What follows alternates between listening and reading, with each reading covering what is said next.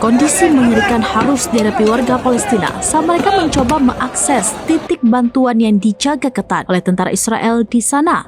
Hal tersebut diceritakan oleh seorang pria di Gaza, Attar Riyad, seorang ayah 8 anak yang berasal dari Beit Hanon. Kepada Al Jazeera, Riyad menyatakan dia telah mendatangi pusat distribusi bantuan beberapa kali agar mendapat makanan dan minuman untuk keluarganya yang kelaparan. Bahkan dia rela berjalan sekitar 15 km atau 9,3 mil ke koridor Nezarim di Gaza Tengah untuk hal itu. Riyad dan keluarganya yang telah mengungsi ke kota Gaza mengatakan ada sekitar 20.000 orang yang berkumpul di pusat distribusi tersebut pada dini hari. Namun, situasi malah menjadi kacau hingga akhirnya terjadi pertumpahan darah. Sebab truk-truk yang disebutkan membawa bantuan justru menabrak warga Palestina yang sedang berkerumun menunggu bantuan makanan dan minuman tersebut. Riyad mengaku telah kehilangan berat badan 32 kg atau sekitar 70,5 pon dari berat badan normalnya 90 kg atau sekitar 190 pon selama perang. Dia juga mengatakan sahabat dan tetangganya termasuk di antara mereka yang terbunuh di pusat distribusi.